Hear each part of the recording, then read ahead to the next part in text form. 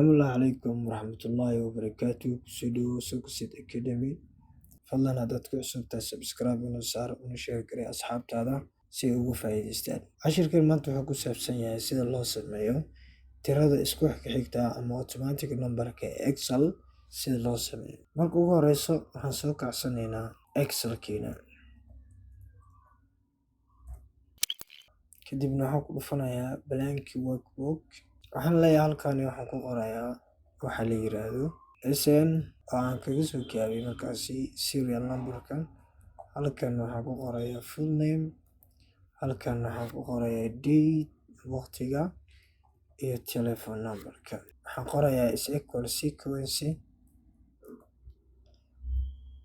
Kadib waxaan leeyahay bracket iyo for qaacidada kale waxaan ku sii dul isticmaalayaa county A.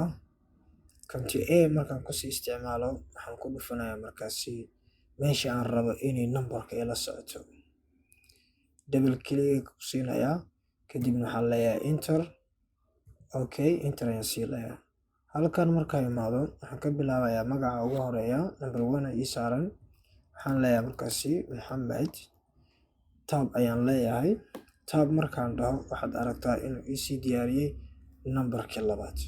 Halkaas waxaan gelinayaa markaasi taariikhda. Waxaan leeyahay taariikhda hadda aynu joogno ayaan isticmaalaynaa. Kadibna numberkan iska soo gaabsanayaa 1 2 3 iska gelinayaa. Kadibna waxaan tagayaa markaasi numberka labaad waxaan leeyahay markaasi Aisha. Kadibna tab markaan dhaho godka kale aan u gudbo waxaad aragtaa inuu ii sameynayo markaasi numberka saddexaad. Sida si la mid ah markaa dane waxaan gelinayaa markaasi taariikhda automatic taariikhda ayaan gelinayaa. Halkaan ayaan imaanayaa waxaan leeyahay Ali Muumin. Enter ayaan leeyahay. Enter markaan dhaho waxaan sii gelinayaa markaasi Saacid. Enter ayaan leeyahay numberka shanaad Hani. Enter ayaan leeyahay numberka toddobaad.